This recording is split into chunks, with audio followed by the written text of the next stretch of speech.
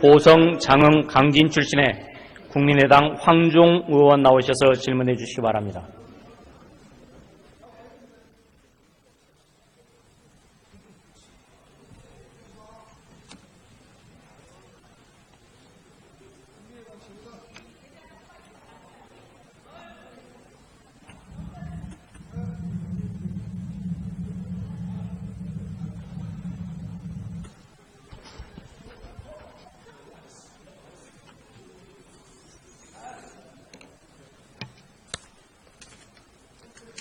안녕하십니까. 전남 고흥보성 장흥 강진 지역 황주영입니다. 우리나라에서 대통령제는 대통령들의 무덤이었습니다. 역대 대통령의 취임 1년치 지지율을 보면 김대중 60, 박근혜 56, 김영삼 55, 이명박 34, 노무현 25%였습니다.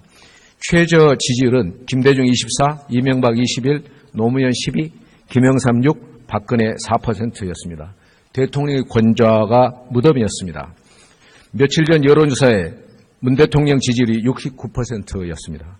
처음으로 60%대로 떨어졌습니다. 대통령 하시는 걸 보면 앞으로 속수무책일 것 같은 우려조차 있습니다. 우리는 대통령의 실패를 바라지 않습니다. 문 대통령의 실패는 대한민국의 실패이기 때문입니다. 대통령의 성공을 위해 세 가지를 조언하려 합니다. 돈 안 드는 공약의 즉각 실천, 대통령의 지적 겸허, 야당의 애국심 수용, 이 세 가지입니다. 첫째, 대통령은 돈 안 드는 공약들을 즉각 이행해야 합니다. 총리 나와주십시오.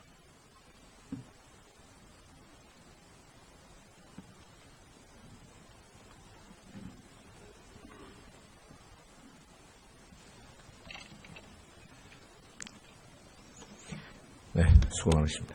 문 대통령의 돈 안 드는 공약에 뭐가 있을까요? 제일 빨리 했던 것은 국정 역사 교과서 폐지 같은 것이었습니다. 돈 드는 공약에는 뭐가 있을까요? 아까 뭐 얘기 좀 하신 것 같아요. 지금 야당 의원님들이 많이 야단치시는 것들이 그런 것들이겠죠. 대표적 돈 드는 공약이라면 공공일자리 81만 개, 비정규직 제로, 최저임금, 아동수당, 건강보험 보장 강화, 산재보험, 기초연금 등 각종 연금 등등 아니겠습니까? 이 공약들은 하나같이 막대한 국민 혈세를 필요로 합니다. 반대와 저항이 심할 수밖에 없습니다.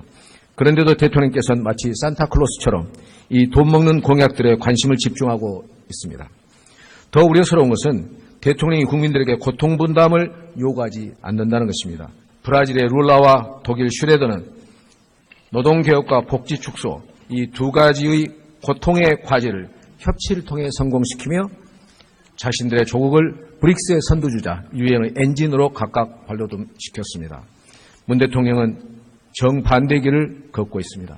이제라도 대통령께서는 고통분담을 얘기하고 요구해야 합니다. 아무튼 대통령은 돈 안 드는 공약부터 실천해 가셔야 합니다. 돈 안 드는 공약들은 반대와 저항커녕 국민들이 대환영하고 박수갈채를 보냅니다. 청와대와 북악산의 시민 휴식공간 약속 지키셔야 합니다. 대통령 집무실 광화문 이전, 청와대 경호실 경찰청 산하 이동, 대변인에게 안 맡기고 대통령이 직접 브리핑하겠다던 수시 기자회견, 책임 총리제, 야당과 협치, 분권형 개헌, 지방분권과 재정분권, 지역 균형 발전, 국회의원 국민 소환제, 고위인사 5대 배제 원칙, 인사추천 실명제 바로 실천해야 합니다. 약속은 약속입니다.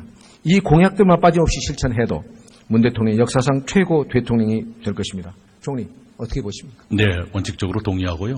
좋은 제안이라고 생각합니다. 총리께서는 책임 총리제 관련해서 책임 총리 맞습니까? 네, 노력하고 있습니다. 어떻게 맞습니까? 스스로 한번 말씀해 주시죠. 일상적인 국정은 총리가 최종 책임자라는 자세로 임하고 있습니다. 물론 국가 안보, 외교, 통일이라든가 또는 대통령의 특별한 관심사항은 대통령께서 직접 챙기십니다마는 그걸 빼놓은 일상적인 국정은 제가 최종적인 책임을 갖고 있다 이렇게 생각하고 임하고 있습니다. 그러시고요. 둘째, 대통령이 지적으로 겸허해야 합니다. 내가 틀릴 수 있다고 생각하셔야 합니다. 스티브 잡스가 대학 졸업생들이 했던 유명한 Stay Foolish라는 말 우리 대통령에게 드리고 싶습니다. 늘 어리석다고 생각하라는 이 얘기는 언제 들어도 철학적이고 고도의 정치 교훈입니다. 내 생각이 틀릴 수 있다고 생각하게 되면 대통령의 말수도 자연 줄어들게 될 것입니다. 최근 우리 국론에 분열이 생기고 우려가 증가하고 있는 이면에 대통령의 확신에 찬 언어의 성찬이 있었음을 우리는 알고 있습니다. 대통령의 말에서 말로 시종 증폭되어 온 사드 파문이 그 생생한 증거입니다. 대선 때 문 후보는 저 문재인은 대통령 될 준비를 끝냈다. 대통령 자신 있다고 했습니다. 총리 기억하십니까? 선거 때는 그런 식의 어법을 많이들 쓰지요. 그 옆에서 지켜보시니까 대단히 겸손하신 분이라 맞으시던가요? 생각합니다. 네? 대단히 겸손한 지도자다 이렇게 생각을 합니다. 대단히 겸손한 지도자시다. 네. 그 준비의 관점에서는 어떻습니까? 준비도 제가 생각했던 것보다는 더 많이 갖추고 계신다고 판단하고 있습니다. 처음에는 준비가 좀 부족하다고 생각하셨던가요? 아니요, 일반적인 대통령들에 비해서 준비가 잘 돼 있다 이런 뜻입니다. 제가 보기에도 준비가 충분히 덜 된 그런 분 같이 보입니다. 자, 우리나라는 한국은 삼권 분립 국가가 아닙니다. 예산권과 입법권이 없거나 반분된 입법부는 대등하지 못합니다. 대법관 전원일치 판결로 복역한 전 총리 재판을 놓고 실세들이 법원을 공개적으로 성토해도 공식 입장 하나 내놓지 못하는 대법원이 무슨 삼권의 한 축이겠습니까? 한국은 의심해져 있는 제왕적 대통령 1인제입니다. 대통령 한마디가 법이 되는 나라가 한국입니다. 권력의 맛은 도취적이어서 대통령의 언어는 남발됩니다. 만기칠남은 필연입니다. 이런 제왕적 정치문화 속에서 대통령이 자기 소신과 진영적 가치에 함몰되지 않도록 스스로 자제해서 겸허를 유지하지 못하면 결국 실패하게 될 것입니다. 저는 대통령도 총리처럼 국회에 출석해서 의원들과 질의응답을 벌이도록 개헌해야 한다는 믿음을 가지고 있습니다. 이거에 대해서 총리 어떻게 생각하십니까?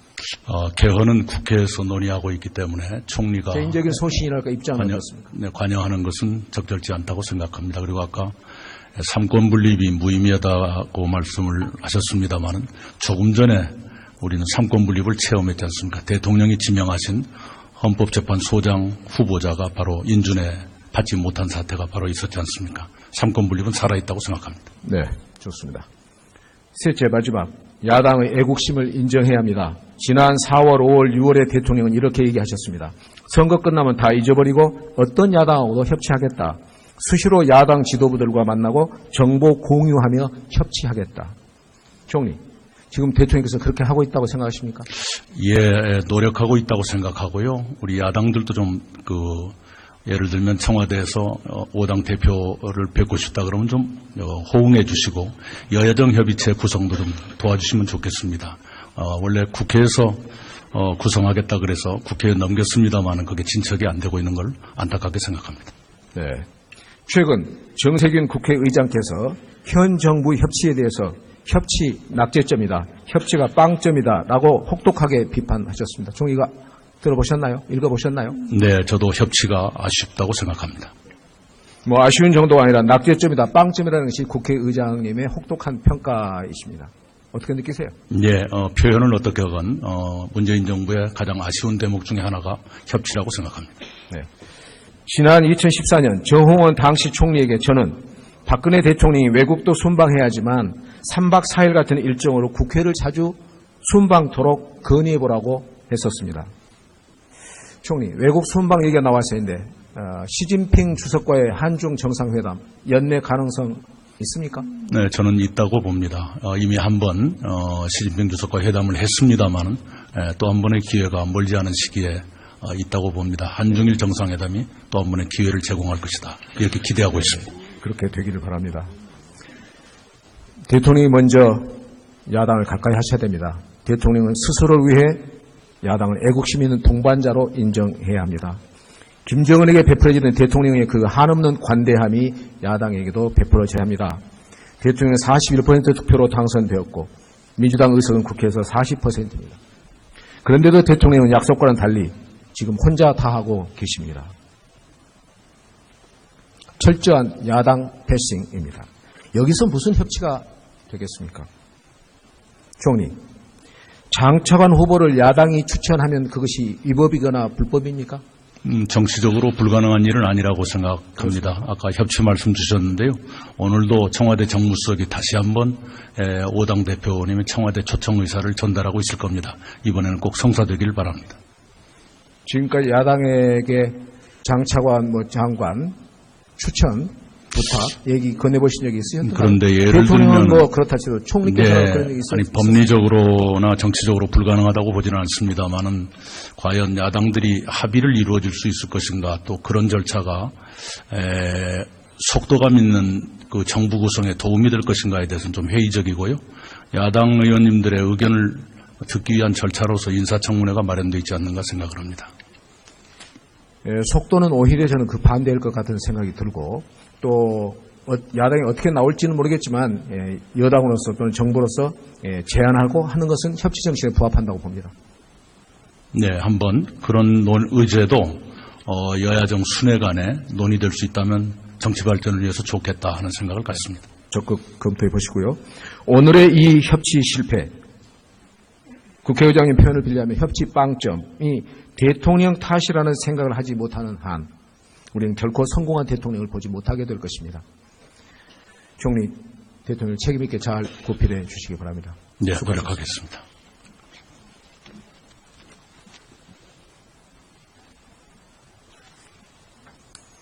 너무 빨리 읽었더니 시간이 남네요. 5.16 쿠데타가 있었던 1961년 우리 경제력은 일본의 11분의 1에 불과했습니다. 그러나 지난 2015년 우리는 일본의 3분의 1로까지 근접했습니다. 2차 대전 후 신생 독립국 중 소득 2만 달러, 인구 5천만 명에 도달한 유일한 나라가 우리 한국입니다.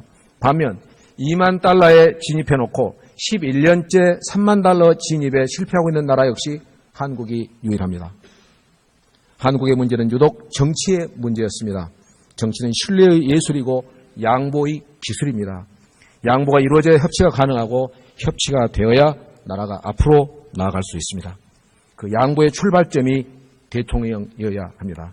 대통령이 아니라 대한민국이 기준이기 때문입니다. 경청해주셔서 고맙습니다. 감사합니다. 교육과 복지 축소, 이 두 가지의 고통의 과제를 협치를 통해 성공시키며 자신들의 조국을 브릭스의 선두주자, 유엔의 엔진으로 각각 발돋움시켰습니다. 문 대통령은 정반대 길을 걷고 있습니다.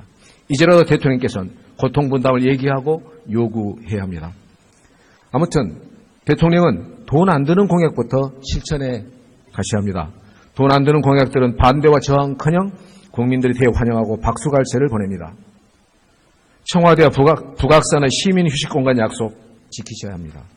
대통령 집무실 광화문 이전, 청와대 경호실 경찰청 산하 이동, 대변인에게 안 맡기고 대통령이 직접 브리핑한 대통령들의 무덤이었습니다. 역대 대통령의 취임 1년치 지지율을 보면 김대중 60, 박근혜 56, 김영삼 55, 이명박 34, 노무현 25%였습니다. 최저 지지율은 김대중 24, 이명박 21, 노무현 12, 김영삼 6, 박근혜 4%였습니다. 대통령의 권좌가 무덤이었습니다. 며칠 전 여론조사에 문 대통령 지지율이 69%였습니다. 처음으로 60%대로 떨어졌습니다. 대통령 하시는 걸 보면 앞으로 속수무책일 것 같은 우려조차 있습니다. 우리는 대통령의 실패를 바라지 않습니다. 문 대통령의 실패는 대한민국의 실패이기 때문입니다. 대통령의 성공 보성, 장흥, 강진 출신의 국민의당 황종 의원 나오셔서 질문해 주시기 바랍니다.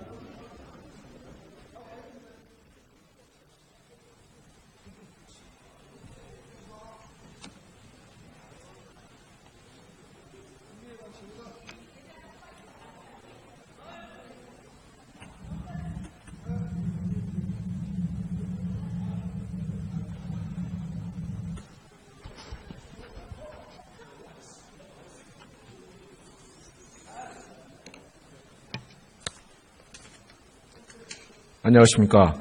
전남 고흥보성 장흥강진 지역 황주영입니다. 우리나라에서 대통령제는 공을 위해 세 가지를 조언하려 합니다. 돈 안 드는 공약의 즉각 실천, 대통령의 지적 겸허, 야당의 애국심 수용, 이 세 가지입니다. 첫째, 대통령은 돈 안 드는 공약들을 즉각 이행해야 합니다. 총리 나와주십시오.